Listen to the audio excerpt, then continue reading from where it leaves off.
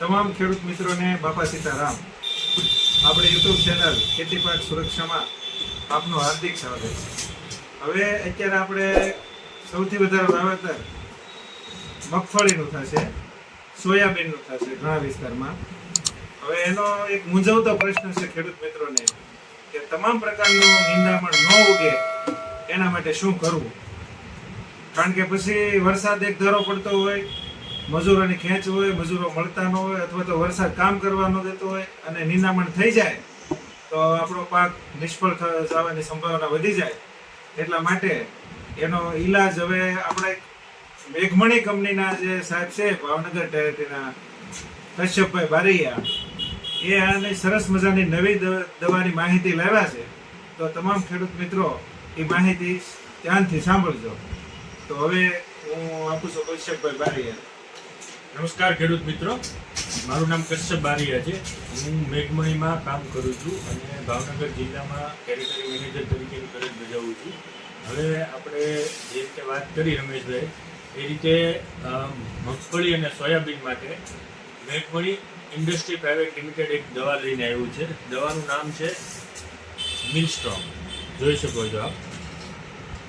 મિલસ્ટ્રોંગ દવા છે એ મગફળીના વાવેતર બાદ 2 થી 3 દિવસની અંદર જ્યારે આપણે પાણી આપીએ મગફળીમાં, ત્યારે પાણી આપી અને પછી એના ઉપરથી છંટકાવ કરવાનો છે. આ 12.4 ગ્રામ એટલે કે 12.5 ગ્રામની પડીકી છે અને આ 1 એકર એટલે કે 2.5 વીઘામાં આ એક પડીકીથી તમારે પહોળા પાન અને ગોળ પાન બંને પાનના નિંદામણ છે એ આનાથી 45 દિવસ સુધી ઉગતા નથી.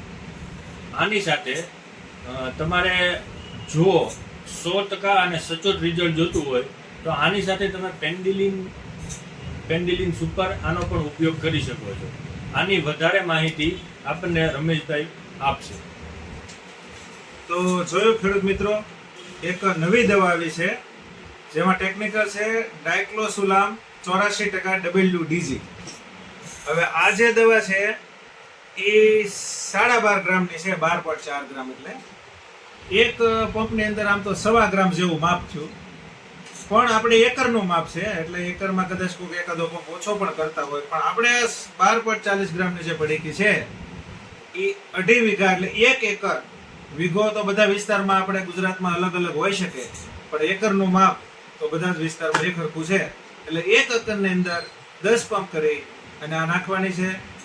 સાંકડા પાનવાળા અને પોળા પાનવાળા તમામ ખડ આનાથી ઉગતા નથી. મગફળી વાવ્યા પછી 48 કલાકમાં મોઢામાં મોઢું વાવીને ઉપરા ઉપર તરત નાખી દો તો પણ વાંધો નથી, પણ મોઢામાં મોઢું 48 કલાકમાં નાખી દેવાનું છે પંપથી છંટકાવ કરીને. અને ઘણા ખેડૂત મિત્રોનો પ્રશ્ન હોય કે મારે 100% પરફેક્ટ રિઝલ્ટ જોવે, કે ભાઈ લાંબા પાનવાળું ને ગોળ પાનવાળું કોઈ ઉગવું જ ન જોવે, તો એના માટે સાથે એને ભલામણ કરું છું કે ભાઈ સ્ટોમ્પ એક્સ્ટ્રા આવે છે BSF કંપનીનું, આની ભેગું 70 ml નાખી દેવાનું છે. અથવા એક ધાનુકા કંપનીનું ધાનુટોપ પણ આવે છે, પેન્ડિમિથેલિન 38.8% છે, સારી કોઈ પણ કંપનીનું હાલે એમાં. આ બે નાખી દેવાનું. અથવા તો મેઘમણીની જ બે તમારે દવા નાખવી હોય તો આની સાથે એક પેન્ડિલિન સુપર આવે છે, પેન્ડિમિથેલિન 38.7%. આ પણ 70 ml ચાલે. આ 1.25 ગ્રામ અને 70 ml 10 પંપ કરવાના 1 એકરમાં, એટલે તમામ પ્રકારના નિંદામણમાંથી નાશ થઈ જાય. પણ ખેડૂત મિત્રો ખાસ યાદ રાખવાનું છે, ભેજ જરૂરી છે અને મગફળી વાવ્યા પછી 48 કલાકમાં છટાઈ જવું જરૂરી છે. એટલે એ ખાસ એક ટાઈમ પીરિયડ એનું ધ્યાન રાખવાનું છે, એનું માપનો ખાસ તકેદારી રાખવાની છે અને પછી આરામ કરવાનો છે. કારણ કે આપણે આ બે નાખી દીધા પછી મગફળી હોય કે સોયાબીન હોય એમાં આપણે એકદમ શાંતિ રહેશે. કારણ કે બધા જ ખેડૂત મિત્રો જ્યારે મજૂર ગોતતા છે, મજૂર મળતા નહીં હોય, વરસાદ રહેતો નહીં હોય, ત્યારે આપણે સરસ મજાના મરચા માર્કેટમાંથી ગોતી અને રજવાડી ભજીયા બનાવી અને સાલો વરસાદ આપણે ખાતા હશું અને બાકીના જેને નહીં નાખ્યું હોય એ ખેડૂત મિત્રો મજૂર ગોતતા છે. એટલે આપણે ખાસ ધ્યાન રાખવાનું છે કે એક તો આપણે 100% રિઝલ્ટ મળે, આપણું જે ખાતર પોતર જે નાખેલું હોય, જે આપણે દવાઓ નાખેલી હોય, પોષણ નાખેલું હોય, ઘણા દેશી ખાતર નાખેલું હોય, એ એ નિંદામણ આપણું તત્વો બધા લઈ ન જાય અને આપણી મગફળીને 100% મળે એના માટે પણ આપણે તકેદારી રાખીને નિંદામણ ન ઉગે એની કાળજી લેવી જોઈએ.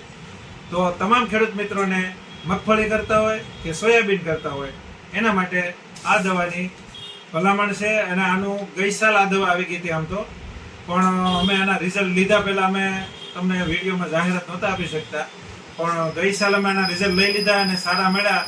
લગભગ 1.5 થી 2 મહિના સુધી કોઈ પણ નિંદામણ ઉગતું નથી. તો આના માટે આ દવા આપણે વાપરવાની અમે ભલામણ કરીએ છીએ. તો કોઈ પણ ખેડૂત મિત્રો નવા હોય અને આપણી ચેનલને સબસ્ક્રાઇબ ન કરી હોય તો સબસ્ક્રાઇબ કરી દેજો. અને તમારા મિત્ર ખેડૂત મિત્રો હોય, સગાવાલા મિત્રો હોય, એ જે મગફળી કરતા હોય એને તમામ સુધી આ માહિતી પહોંચાડવા માટે આપણે આ જે વિડીયો છે એ શેર કરવાનો છે વોટ્સએપ દ્વારા. એટલે તમામ ખેડૂત મિત્રો શેર પણ કરજો અને સબસ્ક્રાઇબમાં બાકી હોય એ સબસ્ક્રાઇબ કરજો.